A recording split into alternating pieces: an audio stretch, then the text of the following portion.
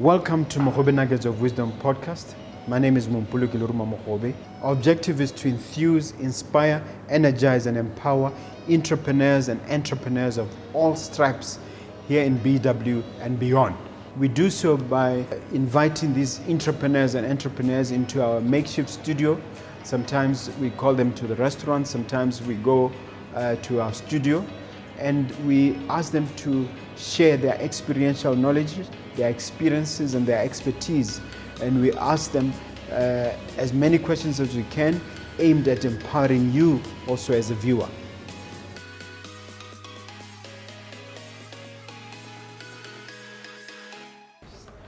Hello dear viewer, dear listener, my name is Mompoloki Lerumo Mogobe. Welcome to yet another fascinating episode of Mogobe Nuggets of Wisdom podcast. I have this time around a fellow attorney, practicing attorney as a matter of fact, who happens to be also a diversified entrepreneur, a man of great skill and talent, as you'll find out. We do our best to bring you, people who are at the cutting edge of enterprise in Botswana, and I'm sure you'll agree with me that I brought a real powerhouse this time around. Mr. Kerekang, welcome to the studio. Thank you very much for having me. I'm glad to be one of your esteemed guests. I've noticed it's not everybody who comes here, so I'm very humbled. Okay. Yes, sir. Just to kick things off, would you be kind enough to explain who you are, your background, what you do, what your interests are, that sort of thing? Right. I always find it difficult to explain myself because I think it's a bit limiting.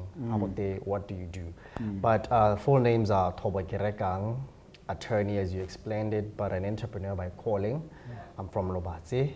I have varied interest in business. I am co-owner of Keno Custom Suits, Keno Scents, Keno Premium Water, Spanam Fana Denim, and I can't think of all of them at the top of my head. I'm very entrepreneurial. I love sports. I'm very passionate about what I do. I'm a very driven individual, and I believe in making change. I believe in being the change in whatever it is that I do, whether it's in the legal fraternity or in business. I love networking. I love people, and I like progress. Yes. Being the change that you want in the world, it's something that I learned the great Mahatma Gandhi once said. Indeed. So I'm glad to see that you've embraced that concept. Speaking of the change, tell us about the transition from the legal profession to entrepreneurship in general. Okay. I like considering myself as not being average, whatever it is that I do. When I was at law school, I was an artist. I was juggling between lessons and touring the country. So I've always had that unique element in terms of how I operate. So being in business is something also that I grew up with. I started selling my quality kolobatse at a very young age. I'm from a family that's also about enterprising, either selling the malapeng, selling the ice pop, or selling popcorn. So dealing with clients and making money just flows in my system. So being an attorney at the same time helped me in business. I mean, you know this very well. Yes. You know how to negotiate, you know what to look at contracts, and how you deal with people is very important. So I juggle between the two. It's not easy, but you have to put in extra work. But I leverage of the skills that I have as an attorney and what you learn in law school and applying it in business. It's very important. I suppose a good question to start off with is, what do you think makes you who you are? In other words, what sets you apart from the mold, so to speak? As you clearly said, you don't want to be average. Right. I'd say it's my line of thinking.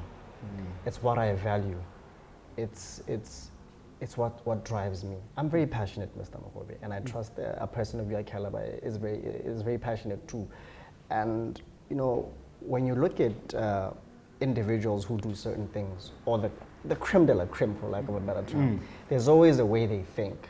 There's always the way they see things. And I think that's what makes me me. My vision is not translated to be that of the average person. You know what I mean? I mean, who would have thought one day a lawyer or an attorney would be owning a suit business and still being a lawyer at the same time, and still be doing what I'm doing right now. So that makes It's me interesting different. because all attorneys wear suits to court.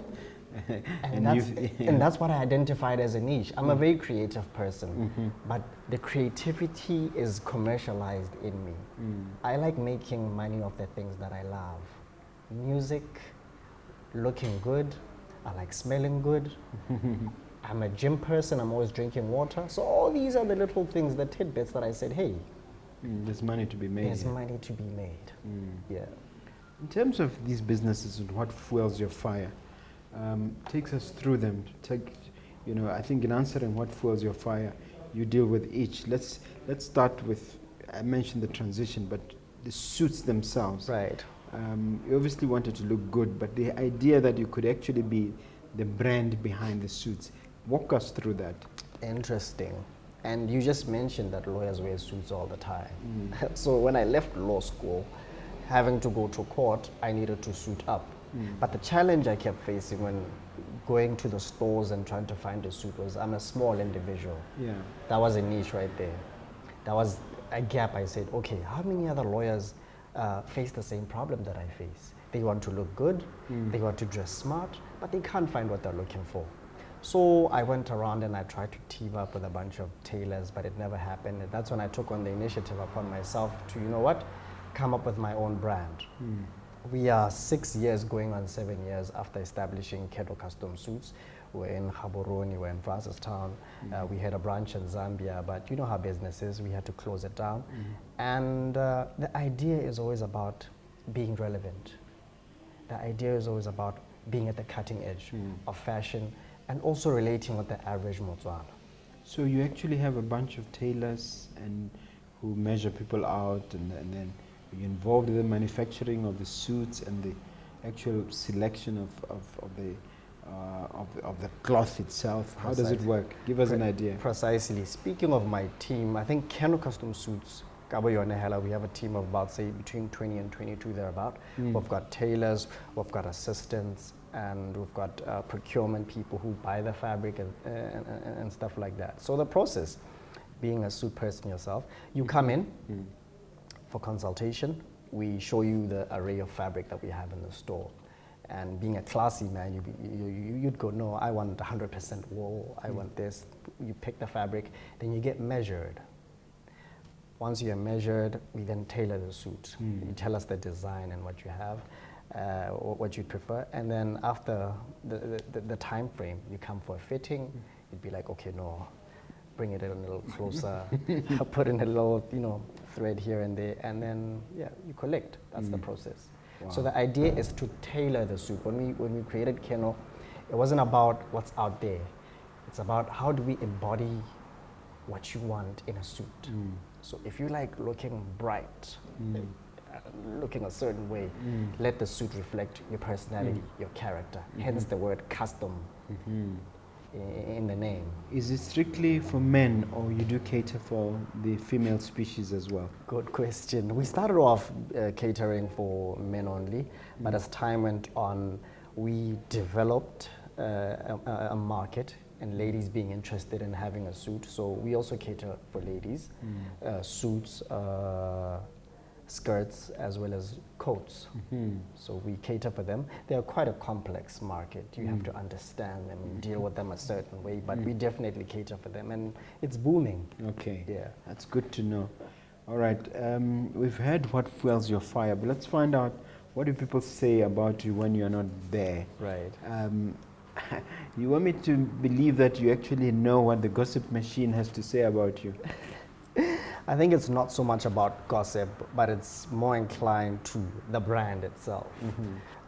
You find that you know Lerumo Mogobe before you know Lerumo Mogobe. Yes. You know what I mean? Yeah. You know the law firm, you know he's into property, you know about transport logistics. So and it takes a while to create this brand. It takes a while for people to call you the suit guy. It takes a while for people to call you the suited lawyer or whatever. So over the years, I have consistently put in work, whether it's in person, through speaking, through engaging, or through social media. I can considerably and confidently say I have a good reach in social media. How many followers? I think You've lost count. Twitter we're at 20,000 plus. Facebook, I think we're approaching 40. Instagram we're at 35. So we're in Botswana, 35,000 definitely. Yeah. So we're in Botswana. Also in LinkedIn? LinkedIn, I can't recall. Okay. But I really need to work on my LinkedIn reach. Okay, right, yeah. So creating this brand of Thobo Kerekang takes A fair amount of effort. a lot because you have to look a certain way. Yes. I have to sound a certain way. I can't come for this interview without having to go to the salon and looking a certain way because a brand... You're looking spot on, by the way. Thank you if I very may much. say so myself. I appreciate that. Yeah. A brand composes of a multitude of elements. And if one falls away, then you're not who you are supposed to be. So I like looking good, I like smelling good. For example, that's part of my brand. I have to sound intelligent. I have to read a lot. I have to be well read. So what people say, that's the brand I've created. And Botswana Bayrata of late saying, and they probably call you the same thing. Hey, you're a brand. You can't do whatever. Yes, yeah. So there's a certain expectation that comes with you being a brand, but it's who I am. It's the impression I've created in people. Some may think I'm a hard worker, some may think I'm intelligent, but it's what makes me me. What's the deal with you and calling Black Label? I've seen you seemingly promoting them or something lately. Speaking of a brand, I never thought of you as a beer guy. That's very interesting right there. You're well read, I like that. So Mr. Mogobe, here's the thing. I like making money. We all do. Whether it makes you happy or not, but it brings us the things that makes us happy. And I just mentioned my social media. So I have found a way of commercializing my social media by having brands placing their products or services on my platforms at a fee. Some may find it costly, some may say it's okay, but whatever. But fact is, let me not mention them because they're not paying for this. But you mentioned Carl and Black Label. If Black Label says, please take a picture with our product, I will do that. But I have terms. And I have financial terms. I will tell you, I'm going to put this picture up, but I will bill you. Here's my invoice. So that's what's been happening with Black Label. Okay. I won't go into the issue of whether it's congruent with your clean image to be associated. I won't go into that. But we can. But nevertheless, are you conscious of that? And what steps do you make sure that the image is congruent with what you're cultivating? Very interesting. In terms of the products that you have. Yes. So the idea as to why they approached me is there's a stereotype maybe associated with that brand. So they were like, we want you to dispel this. It was a new challenge for me. We want you to dispel the stereotype that comes with maybe this brand. How can you do it? And they have come to me and said, you know, we have people in your class or a certain caliber now which we are tapping into as a market. Okay. Yes. This is very fascinating. What legacy would you want to leave? And in this regard, I just don't want you to focus only on suits. Yes. Say a little bit on the water side, on the other products, in terms of the legacy you're building. Right. I'm sure also the issue of succession planning is one that you've thought about. Totally. If there's one thing I really admire about life is being diverse. I don't like being one-dimensional. And it's just the way I am. It's just the way I'm wired. I can't just stick to being a lawyer and going home and just being a lawyer because there's the creative side of me. There's the business side of me. I can relate. I didn't want to say that, but you did. Yeah. So the legacy I'd want to leave, I'm in the process of building an empire that feeds off each other. So leaving this world would be, I'd want to leave a legacy where I've created the impression to kids wherever to not limit themselves. That's my motto. Don't limit yourself. Be open-minded and don't limit yourself. It's not so much about the tangible things of building a school or doing whatever, but it's about not being limited. Kids can go to school and still be good at sports, especially in Botswana. We want to teach the kids to go to school and be a doctor, be a lawyer, whatever. But we don't say, hey, you can be a really good dancer, that, whatever. So don't limit yourself. Yeah. That's the legacy. Okay. Yeah. But you didn't tie it with the products, so I'm going to push you again to yes. talk about the products themselves. How will they be perceived? And maybe even touch on the legal profession. What sort of legacy you're cultivating there? I want to create a household name in each and everything that I touch and do. I'd say we're doing fairly well when it comes to the suits, but the Kennel brand now has become much more bigger than us. I mean, I can sometimes get into a mall and see people wearing Kennel masks, and we're in the same line 2 meters apart, and you can see they have no clue who I am. And a little part of me is sad, but at the same time, I'm glad that the brand has outgrown me. It's bigger than who I am. So the same thing goes for the water. I'd want to see every Tom, Dick, and Harry walking by just carrying Kennel premium water. Establishments, wherever, restaurants drinking the same thing, suits, all that. And even the denim line. So I've got Spanamfana denim. Where what's inspired that name? You know, in our society, I had a, how do I put this? Ladies have a saying, "Bare bereka masaidi," where they push each other. Bereka masaidi, hashtag, social media, wherever.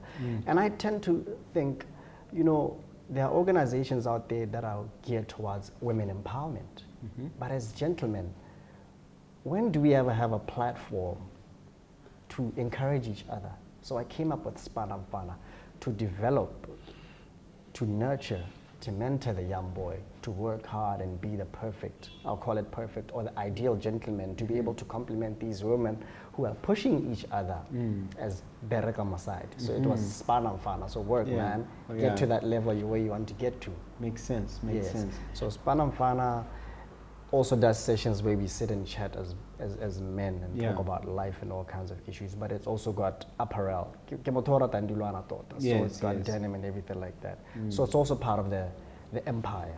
Okay, do you import or you actually manufacture these clothes? I'm very passionate about citizen empowerment. So manufacturing is something that I'm heavily considering doing. So all our suits, all our merchandise are done over here. Yes. So you have a whole factory? We have a factory. I would love to expand, and we're part of that process. We're in the process of expanding. But I have nothing against importing. But I think we can only grow as a country when we have enough industries that employ people, and we can tap into the whole value chain instead of just coming here and putting rubber stamping our name on the product and not developing it in any way. Have you considered venture capital funding or angel investing to grow, or you prefer to just grow organically? To a certain extent, I was about organic growth. But you get to a certain level where your growth curve, you know, looking at challenges like COVID and everything like that, you consider funding. So I definitely have, and you'll be getting my proposal soon.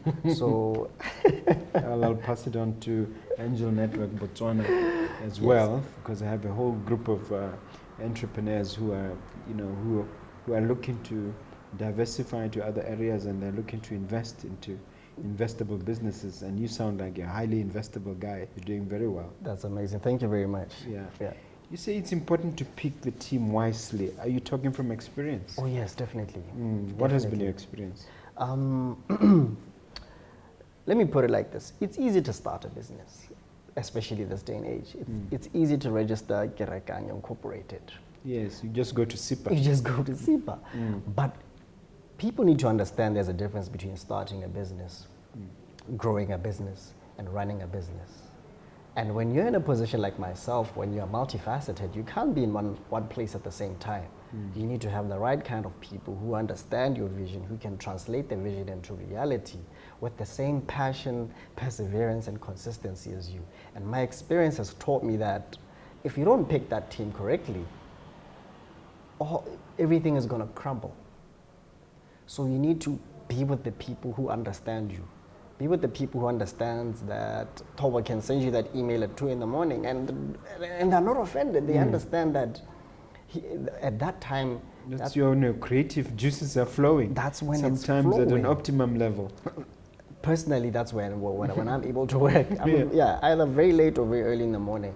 So don't be with people who don't understand you. Be with people who understand what makes you tick. But at the same time, you are there to inspire these people. You are there to lead these people. And it's not about being a boss. It's about, steering the ship in the right direction and telling them, this is where we have to go. Have you had nasty experiences that you want the entrepreneurs to avoid? And if so, are you willing to share? Oh, yes, definitely. One thing I do personally when I employ someone, I'm always frank with them. I say, how long should I expect you to be with us for? I know it's different. I like being different, but I have that, I call it uncomfortable, So I ask them, how long do you think you'll be with us for? Yeah, because the vision of the business is we want to be at this point in so many years. So I want to know how you can translate into that vision, into our strategy. So I've had experiences whereby we fall off with people because and I'm not going to say I'm perfect or anything like that, but we fall off because things didn't go according to plan, and they end up stealing your ideas, and they end up taking your clients and trying to establish a competing business. But if the vision is not yours, you can't see it the way I see it. So entrepreneurs need to understand that. You need to always sit down with the people who are going to be part of the team. So you've had entrepreneurs, you've had employees who you thought were with you, only to discover otherwise. Of course, definitely. And you need to understand as a business person that, the struggle is part of the process. And it'll come in different ways. It'll come in different ways. Either unpredictable ways. The one thing you can predict is that it will come. That is true. You just don't know where and how. So the good thing is business maturity and business intelligence are also very, very important. You're not scared when there are no clients. You're not scared when people steal your idea per se. You just have that level of maturity and knowing I'll overcome this. I'll fix this. Because you're long-term focused. Vision. Long-term, precisely. Who do you and why do you look up to? Who do you look up to and why? Right. And would you say something about your network in that regard? Oh, yes. There's a cliche saying, obviously, your network determines your net worth. I like sitting down with people who won't see me as crazy and will understand that, okay, metal rubbing against the other sharpens it. So when we sit there, we are able to brainstorm. Iron sharpens iron. Iron sharpens iron, that's the word. Thank you very much. We're able to brainstorm and better each other. I'll give you a typical example. This interview right now, I learn from it. I network from it. From here, it goes beyond just this. It's about the network. You need to, investability is very important. Yes. Next time you see me, you'll be like, that's that young gentleman from that interview. Already one step is inside. Yes. So it's very important to network, but networking with the right people. Because of my commitments, personally, as a husband, as a father, and business-wise, my time is very limited. So I like being with people I know are worth my time. You optimize. You have to optimize. I don't have too much of a social life in terms of friends and partying and things like that because... Maybe you're like me, your vocation is your vacation. The two are together. Precisely. So networking is something which I take quite importantly. And but my question is not answered. Yes. Who do you look up to and why? And I'm getting to You're getting to that, yes. I'm inspired by different people for different reasons.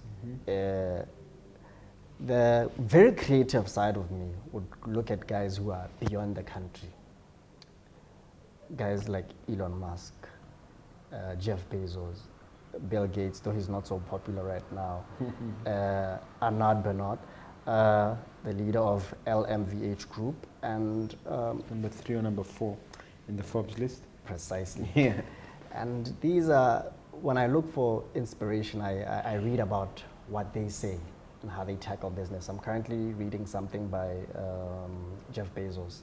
It's an interview he did, and I'll urge you to also go check it out, on David Rubenstein. He thinks very different, Mr. Mogobe. You should check him out. Unlike the typical... Well, he's the guy who taught me about regret minimization strategy. Wow. I've read a little bit about him. He's quite unique. Yeah. He talks about waking up at 10 a.m. And then going to work and making 2 or 1 optimal decision for that day. He says that decision has to be critical. It's not about being busy and making a lot of decisions. No, make that 1 optimal decision that day. But that decision has to be critical. It has to be critical and solid. So that's whom I look up to up there.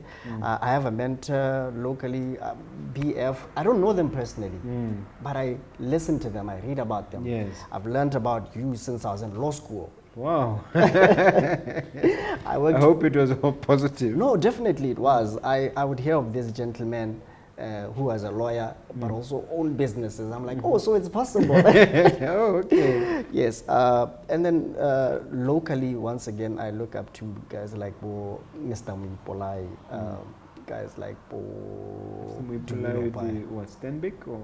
Yeah. Or from the Law Society? No, not from the Law Society. The Stanlib. Stanlib. I wanted to say Stanbic. Stanlib. Bumani fund managers, your Red Seoles. So I have a basket of people I look up to. Yes.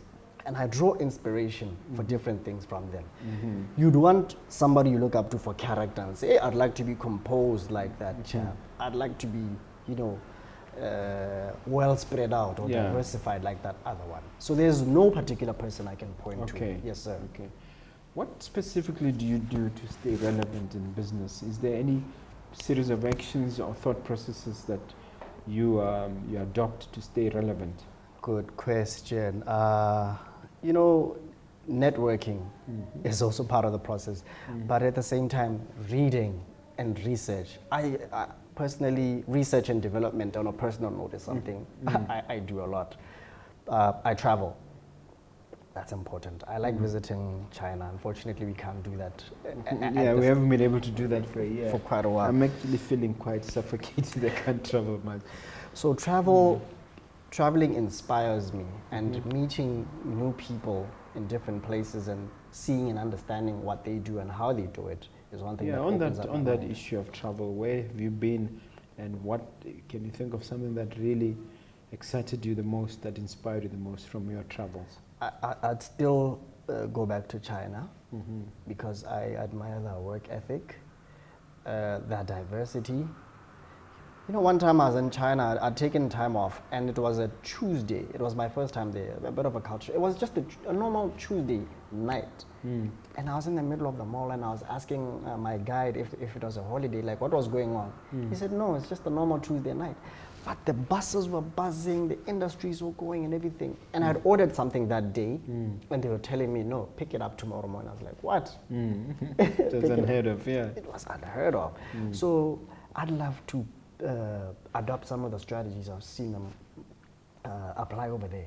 I'd love Mr. Mogobe to come in today, get measured, and pick his suit tomorrow in impeccable quality and with the exact specifications. So I admire that work ethic. I love the creativity. I mean, just recently I saw Xi Jinping releasing a 100-year strategy for China. Wow. 100 years. This is what they're planning. And personally, I studied strategy development. I understand the cruciality of planning and implementation. So I like how they think. But yeah, I've been to China. I did a bit of Vietnam, and mostly my travels are in Asia. Yeah. Yes. Yeah. Well, apart from traveling, what else is your source of motivation, and in terms of staying relevant and that sort of thing? Apart from reading, traveling, meditating, introspecting. I knew there was a big one there. Meditating, introspecting. I like taking time off. We work very hard, but taking time off is just as important as putting in the work. Okay. So I'd go to the farm or just be. The good thing is my partner, my wife, understands me very well. There are times where I switch off. I go off the grid. You just have to be alone. I just want to be alone and put everything together. Yes, that's when I read either the Bible or a book and gather myself. Yeah, it's very important. That's pretty good. That's pretty good. Yes, sir. Let's talk the vision stuff. Your job is to steer the ship in the right direction. You already touched on that. Yes. But in terms of shaping the vision, What value add can you give us there? On my social media, I like putting this up. Don't expect people to understand your goal if God has not given them your vision. So if you're, especially in a society like Botswana, we get judged a lot. Who does he think he is? Mr. Mogobe, if you don't set a goal, and if you don't translate that goal into reality, then according to me, that you don't have a purpose. Why are you living? Why do you wake up every day? Where do you want to go? I've got a 5-year vision. There's somewhere I want to be in 5 years. I've got a 10-year vision. But what then I do is I break them down into years. Some will call them resolutions. I call them plans. Yes. So this year, and as much as this COVID, I want to have achieved A, B, C, D. I guess you know my next question then. Just coming straight from that. Look, if you look at that crystal ball of yours and you turn it around, you look at 5-10 years, what do you see? Even 15 years. Ooh, that's a difficult one now. Comes from what you just said. Considering I'm a bit of a private person. I would have wanted to have grown in different ways. Financially, definitely. I want to be super comfortable. I'm into, other than the businesses I've mentioned, going to a certain level and having a certain level of capital. There are new projects and new industries that I'm delving into. I'll just say it, I'm going into the cosmetics industry. I want to be at a certain level. I've started farming. My name is Thobo, so Thobo means harvest. So I've realized I have a passion for farming, which has always been there, but I wasn't tapping into it. That's my downtime. That's how I relax and also commercialize out of that. Where I'd want to be, not politics, but I'd want to be comfortable. I want to have empowered people around me. I want to be successful, right? But you don't put a number to it? No.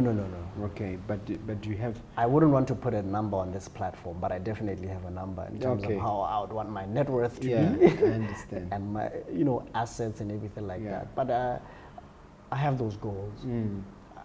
I want to have achieved A, B, C. Okay. Yes. All right. The idea of embracing problems and expecting problems, let me ask you in the context of COVID, because it's a big problem for industry, for the country. Yes. And it's taken us, it has blindsided everybody. But there's a thing called the COVID dividend, which means something positive, an opportunity, an advantage that has come out from it. For you, what is that? And you can address it in the context of just the whole picture I gave about embracing problems. Embracing problems. I mean, just off air, I like a statement you made. You said you are comfortable with being uncomfortable at problems coming along, and that's the way we need to be as entrepreneurs. COVID, it is their upside definitely, but I love learning, and I was very lucky to have studied risk management. So before even COVID came along, I remember telling my partner and our manager that we need to come up with a risk management plan and just come up with a risk register. And I told them about BCP, I told them about business continuity planning, and I was crazy then about disaster, no, come on, man. And one of the things we talked about then in the context of Keno Custom Suits, which is the biggest of our brands, was going digital. Still serving a client. I told you, the process I told you earlier about coming in is the conventional one. But what COVID accelerated now was innovation. Our dividend was innovation and going digital, even as a suit maker. So you can be in the comfort of your office, but still order a suit, have it made and delivered within a set time frame, within a certain quality, within certain specifications. And that was just unheard of. So that's what we're working on right now, and we'll be rolling it out and launching it very soon. How is it tied to COVID? It wasn't happening before COVID. COVID, there were lockdowns. You wouldn't go anywhere. But what if you still need to look good on that online call you're going to have, and you still need to be dressed a certain way? And to feel good about yourself as well. You know, it was about being stressed. You need to one day just dress in a suit and look and feel good. Yes. So COVID gave us that idea of going digital. Yeah. And in terms of what some people have said, that really there's been a dividend in terms of an upswing in their business. Have you, as Keno, Custom Suits, or any of the businesses experienced that positive upsurge in business? No, not at the moment. I mean, you know, priority right now is food and not a suit. And there are no weddings, there are no events. Unfortunately, we're those industries that were hard hit by COVID. But being an innovator, you have to find ways. That's where we delved into the water now. That's when we went into the colognes, the perfumes, and said, hey, what parallel businesses can we come up with still within the Keno brand to make sure there's still income despite COVID?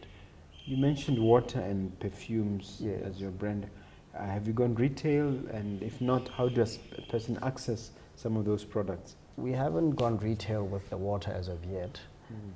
We should be rolling it out onto some of the stores, but the cologne is available in most of the pharmacies around town, even at Urban Soul and some of the local stores. Okay. Yeah. So you just can you reach it digitally and also physically at the retail stores? Precisely. Okay. Yes, you can order online, Okay. or you can also find it at the stores. Okay. Yeah. What is your definition of success, and are you able to point at an example and say, this is what I want in terms of success? Success, according to me, it's a process. It's not just about getting to a certain point and saying, I've made it. Success to me is about, the way I define it, it's about empowering my family, it's about empowering my friends, it's about empowering my society. That's how I would have defined it. That's when I'm going to say I've made it. When I see the streets of Billing looking a certain way, when an average kid in Billing has the same aspirations that I do, knowing they can go to law school, look a certain way, and own businesses. When my mother is living a certain way and still being proud of me. When my son understands and sees the world a certain way. That's success according to me. It's not so much about money. Definitely I'd want to be in a certain financial position. Definitely I'd want to live in a certain place, have certain kinds of offices and property. But it's not so much about tangibility according to me. It's about empowerment and putting people in certain positions. There's a spiritual element to it. Definitely, yes. Okay.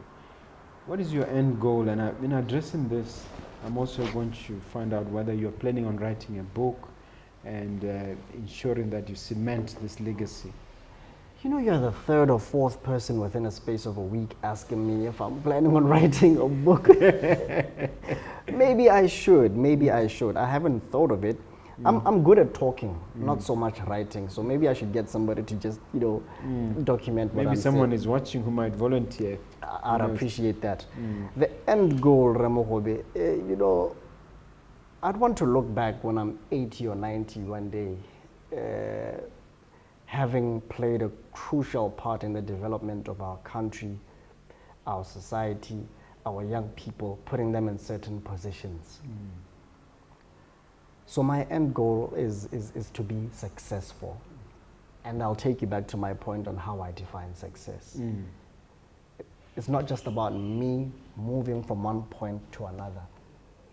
That conversation I have, for example, with my employees, I tell them, I want you to leave here empowered. I'm not here to pay your salary only. I want you to leave here knowing what I was worked with Mr. Kerekang, and this is what I learned about him. And this is the difference he did and this is the difference he made in my life. My life. Yes. All right. We're coming nearer to the end of our conversation. So you have a chance to ask me any question of your choice. Just one? Oh goodness, that's not going to be easy. What keeps you going? Well, I'm relentless, and my religious faith helps, but there's also an inner drive, which is similar to yours, which is to say, I want to make a difference. I have those four, if you like, catchy phrases that I use to keep me going, which is to enthuse, to energize, to inspire, and to empower others.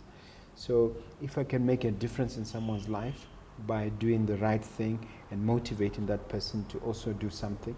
You mentioned to me that also I've impacted you indirectly. That's what I'm about. So I want to also to some extent have a positive legacy. I want to also make a difference. So that's what keeps me going. And there's energy. The thing about what God did with us is that He put huge amounts of energy at a cellular level.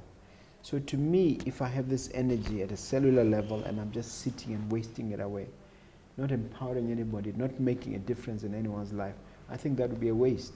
Because sometimes when I venture into a new project, I hear people saying, "But haven't you done enough? Isn't this enough?" And my answer is always the same, to say, look, this is like breathing. This is my oxygen. I have to do this to be me. Wow. So that is the sort of thing that keeps me going. I don't know if I've answered your question. Yeah, totally, and I can definitely relate. Thank you very much for that. Yeah. Now, as we conclude, I'd like you to look at that that particular camera, Mr. Kerekang. Yes, sir. And have a word with those entrepreneurs, those youngsters, those people who may be viewing you, wanting to leave this interview with some positive, inspiring message from you. Right. My name is Thobo Kerekang, and my word to young upcoming entrepreneurs or even people in business who may be struggling or want to take away something from this interview. I have a lot on my mind, but I'll just say one thing right now. If there's no problem in the business, then there's a problem. Your job as an entrepreneur, as a business owner, as a leader is to solve problems. Find out what is wrong. Find out what you can do better. Find out what you can improve and do it better. Thank you. That's wonderful. Now, let them know where they can access you, all your contact details, all your social media platforms, where people can buy your stuff. This is your chance to shamelessly plug your products and your anything you can leverage.